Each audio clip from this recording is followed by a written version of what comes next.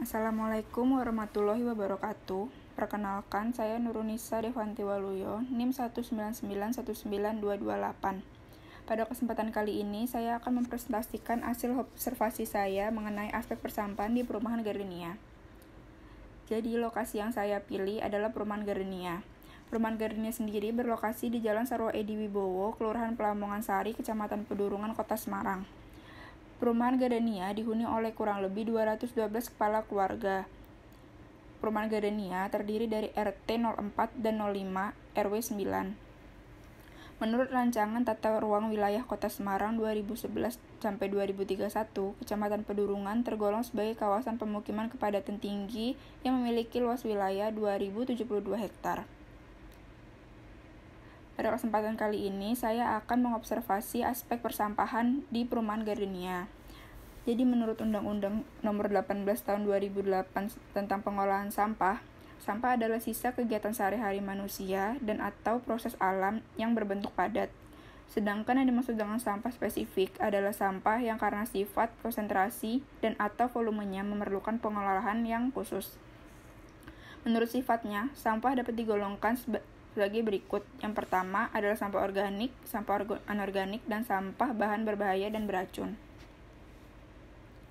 Kondisi ideal mengenai persampahan di daerah pemukiman dapat dilihat di Peraturan Daerah Kota Semarang Nomor 6 Tahun 2012 tentang pengolahan sampah. Di sana dijelaskan pada pasal 25 bahwa pemilihan sampah dilakukan melalui pemilihan rumah tangga sesuai dengan jenis sampah.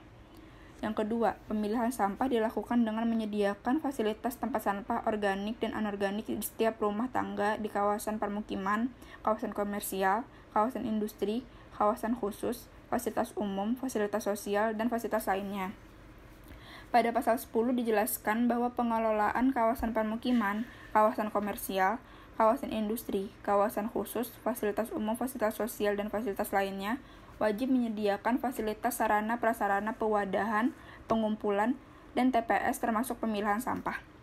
Yang kedua, periodisasi pengumpulan sampah biasanya ditentukan berdasarkan waktu pembusukan, yaitu kurang lebih setelah berumur 2-3 hari, yang berarti pengumpulan sampah dilakukan maksimal setiap 3 hari sekali. Becak sampah didesain menggunakan sekat dan memisahkan sampah organik dan anorganik sehingga memudahkan pengumul di TPS untuk melakukan penyortiran sebelum sampah diangkut menuju ke TPA. Kondisi faktual yang ada di perumahan Gardenia yang adalah sebagai berikut. Yang pertama, warga tidak menerapkan pemilahan sampah. Mereka menyatukan semua jenis sampah dalam satu wadah sampah. Yang kedua, setiap rumah hanya memiliki satu tempat sampah, tidak membedakan berdasarkan jenis sampahnya, maupun itu organik ataupun anorganik. Yang ketiga, ada beberapa warga yang membuang sampah tidak pada tempatnya. Yang keempat, sampah diangkut oleh petugas kebersihan setiap 4 hari sekali. Dan yang kelima, becak sampah atau motor sampah yang mengangkut sampah dari rumah-rumah di perumahan ke TPS tidak menggunakan sekat di gerobaknya, sehingga semua jenis sampah bercampur menjadi satu. Masalah yang ada di perumahan Gardenia ini terkait dengan aspek sampah. Yang pertama adalah belum diterapkannya sistem pemilihan sampah, dan yang kedua sistem pengumpulan sampah belum sesuai. Perumahan Gardenia ini berpotensi menjadi daerah yang menerapkan pemilihan sampah mulai dari sumber sampah di setiap rumah.